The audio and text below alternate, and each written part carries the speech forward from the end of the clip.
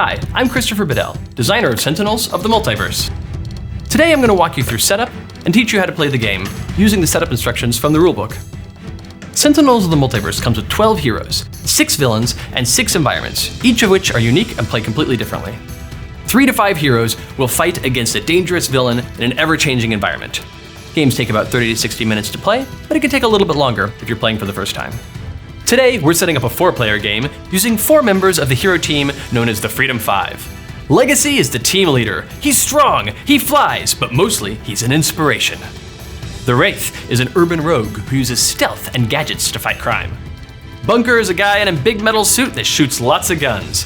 Tachyon is a super speed scientist who thinks even faster than she runs. The villain? The dastardly Baron Blade, a mad scientist who holds the Earth hostage with his terralunar impulsion beam, with which he will pull the moon into the Earth itself. He's the bad guy. You've got to stop him before he wins.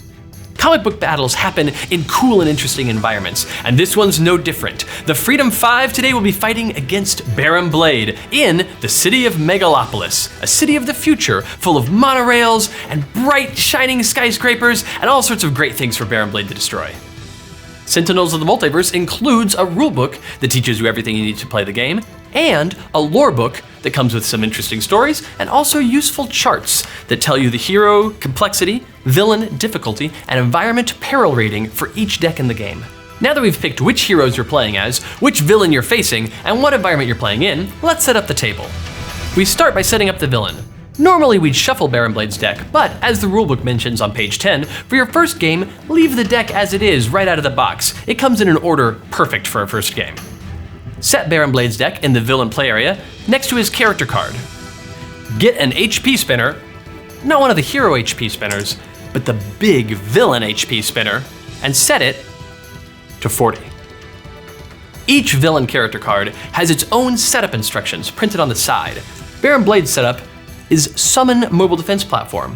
Fortunately, in the pre-set deck, the top card of the deck is a mobile defense platform, so we flip that over and put it in its play area. The first line of the mobile defense platform tells us that as long as this card's in play, Baron Blade is immune to damage. So, get out that immune to damage token and put it on Baron Blade's character card to remind everyone. Now that villain setup is complete, let's set up the heroes. Set up each of the heroes around the table in clockwise order, starting with Legacy, then the Wraith, then Bunker, and finally Tachyon. You can of course play with them in whatever order you like, but this is what I recommend for your first game. Each hero has a hero character card and a 40-card deck. Set your hero character card in your hero play area, and shuffle the deck thoroughly. After shuffling, draw 4 cards for your starting hand, then set the deck by the hero character card. Each player should grab a hero HP spinner and set it to the amount printed on their hero character card in the HP box. Each hero character card has an icon in the bottom left-hand corner that relates to that hero. Legacy, for instance, has the lantern that is emblazoned on his chest. Each villain character card also has an icon, but it's one of the hero's icons. We see that Baron Blade has Legacy's lantern icon, and therefore we know they are nemesis. Get the versus tokens and put 1 by Legacy's character card and 1 by Baron Blade's character card as a reminder that they are nemesis, and thus when they deal damage to each other, that damage is increased by 1. Finally, take the Megalopolis deck and give it a thorough shuffle. Put it in the environment play area, and now the setup is complete. When we start the game, we will begin with the villain turn, followed by each of the hero turns in clockwise order, and finishing with the environment turn. A summary of the turn sequence, as well as other information, can be found on the back of the rulebook. You can find a more in-depth version on page 12, as well as other gameplay information. Each villain turn is made up of 3 phases: the start phase, the play phase, and the end phase. During the start phase, you do any start phase actions currently in the villain play area. Baron Blade has only 1 start phase action currently, and it's printed on his villain character card. If, at the start of his turn, he has 15 or more cards in his trash, he pulls the lever on his terralunar impulsion beam, pulling the moon into the Earth and destroying them both. That's definitely game over. Fortunately, he doesn't have 15 cards yet, so we continue with the rest of his turn. For his play phase, we turn over the top card of his deck. Why look, it's a Blade Battalion. Plucky minions, loyal to Baron Blade. They come into play, doing nothing immediately upon being played. During the end phase, we do any end phase actions printed on any cards in the villain play area. There are 2 cards with end phase instructions, and so we do them now in the order they were played. First, the mobile defense platform has us look at the top card of the villain deck. If it has the keyword minion, we play it. But it doesn't. It has the keyword device, therefore we discard it to Baron Blade's trash. 1/15 of the way there. Then, the end phase text on the Blade Battalion indicates that they hit the hero target with the highest HP, who is Legacy. They deal their hit point value and damage to Legacy, so Legacy takes 5 damage from this Blade Battalion minion. With that, we've done all the end phase instructions in the villain play area, and we're ready to move on to the first hero's turn. Each hero turn is made up of 5 phases. The start phase, in which you do any start phase effects in your play area. The play phase, in which you play a card from your hand. The power phase, in which you use a power printed on one of your cards in play.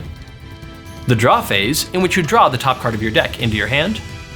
And the end phase, in which you do any end phase effects in your play area. The first hero in our turn order is Legacy. Legacy doesn't have any start phase effects in play yet, because the game's just begun. So we move right on to the play phase. Looking at your hand of 4 cards, we note that each card has a title, some beautiful art, a yellow keyword box, a gameplay box, and then at the bottom of the card, a flavorful quote from the pages of Sentinel Comics. We've already talked a bit about keywords when looking at the top card of Baron Blade's deck, but let's look at these hero keywords. One-shot cards are cards that you play, do the effect in the gameplay box, and then the card goes to the trash. One and done, one-shots are straightforward. Ongoing and item cards are both cards that when played, stay in play until some other effect, or an effect printed on the card, gets rid of that card. The limited keyword merely means that you can only have 1 copy of that card in play at a time. Legacy could have the Legacy Ring and Inspiring Presence both in play, but he couldn't have 2 Legacy Rings or 2 Inspiring Presences. The Legacy Ring has an effect on it that allows him to use an additional power during his power phase. Each hero has a power printed on their character card, which they always have access to, but there are other cards in the deck that also give you powers you can use during your power phase. However, each power may only be used once during each power phase, so even if you have an item, like the Legacy Ring, that lets you use an additional power, you can't use the same power twice. You would have to use 2 different powers in your play area. Given that Legacy currently only has 1 power, the one printed on his character card, he doesn't want to play the Legacy Ring for his first turn. So instead, he'll play either Flying Smash or Inspiring Presence. Inspiring Presence would make everyone hit harder, but it would also let each ally regain a hit point, and he's the only one that's taken damage so far. So instead, Legacy will play Flying Smash. He deals up to 3 targets, 3 melee damage each. He's got 3 targets right here in front of him: the mobile defense platform, the Blade Battalions, and Baron Blade himself. However, as long as the mobile defense platform is in play, he can't get any damage through on Baron Blade, who's immune. Even still, the card's worth playing. 3 damage to the Blade Battalion takes it down to only 2 hit points, and 3 damage to the mobile defense platform means it only has 9 HP left. Let's put tokens on those cards to indicate how many hit points they have left. Now that we've completed the play phase, we go on to the power phase. Legacy has a power printed right on his character card: Galvanize. Until your start phase, which is the start phase of course of your next turn, +1 damage dealt by ally characters. Your allies are your fellow heroes. This doesn't increase Legacy's damage, but increases all the damage dealt by the other 3 heroes at the table. Give each of those heroes a green +1 damage token to indicate that their damage is increased. During your next start phase, those tokens will go away, but if you use Galvanize again, they'll come right back. For his draw phase, we draw the top card of your deck. Why look, it's a lead from the front. Useful. And then we move on, seeing as we have no end phase effects in play. Each of the hero turns have the same 5 phases. For Wraith, we have no start phase effects.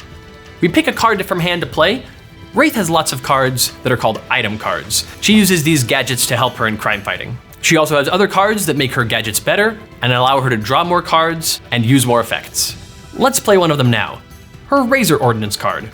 The power doesn't do anything upon being played, but is now available to be used during her power phase.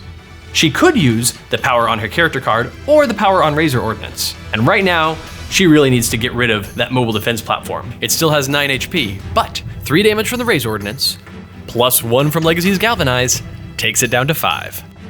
She draws a card for her draw phase, and we're on to Bunker's turn. Bunker has a unique mechanic in which many of his cards say Ordnance on them.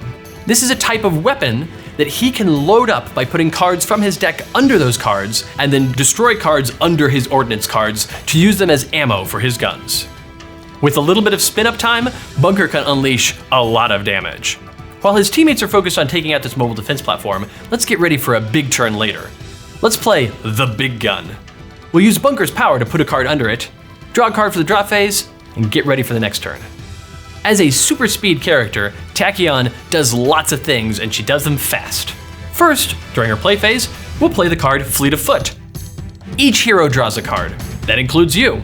Then you may play a card. All right, we're gonna keep playing cards. Next we play the card Expedited Efficiency. First you draw a card, and then you play up to 2 cards, so we're gonna play 2 more cards. We just drew the card Nimble Strike, and it seems a great time to play it. Tachyon deals 1 target 2 melee damage. That's +1 thanks to Legacy, so we deal the mobile defense platform a total of 3 damage. Then, you may draw a card. We still get to play 1 more card from Expedited Efficiency, and so we'll play the card Sucker Punch. Tachyon deals 1 target 1 melee damage. Now, of course, this damage is increased by 1 from Legacy's Galvanize. And that's the exact amount we need. The second part of Sucker Punch, which is normally quite useful, wasn't even necessary. And so the mobile defense platform is destroyed. Baron Blade loses his damage immunity, and Tachyon played 4 cards during her play phase. One reason that Tachyon likes to play a lot of cards, getting a lot of cards into her trash, is for cards like Lightspeed Barrage, in which Tachyon deals damage based on the number of cards already in her trash. Tachyon uses her power to look at the top card of her deck, deciding to keep it. She draws a card for her draw phase, getting ready to play a bunch more cards next turn, and we move on to the environment. The environment turn has the same 3 phases as the villain turn: a start phase, a play phase, and an end phase. There's currently no cards in play, so there's no start phase effect. For the play phase, we flip the top card of the environment deck and play it. It's Bomb at City Hall. This seems bad. There's a bomb at City Hall. It has a start phase effect, but that won't happen until next start phase. It's not good. Lots of people are gonna take lots of fire damage.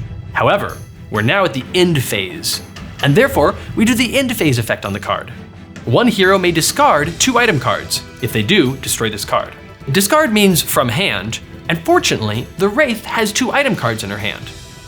It may be a bit of a hit to lose those 2 item cards this early in the game, but that's what being a hero is all about. And fortunately, she still has leverage to get more cards. The Wraith discards her 2 item cards, the bomb is defused, and we've completed our first round of Sentinels of the Multiverse. We continue with the next villain turn, doing start phase effects, playing the top card of the deck, and doing end phase effects. We'll do each of the hero turns in turn order around the table, finishing each round with the environment turn. If a hero ever runs out of HP, you flip your character card over to the incapacitated side, removing all your cards from the game except for your character card. You're not out of the fight yet. On your turn, you can't play cards, use powers, or draw cards, but you can use one of your 3 incapacitated abilities to help your teammates finish the fight. If all of the heroes are incapacitated, you lose the game. However, if you defeat the villain, you win the game and save the multiverse. Some villains have alternate win or loss conditions. As we saw from the start of Baron Blade's turn, if he gets 15 cards in his trash at the start of the turn, he'll win the game.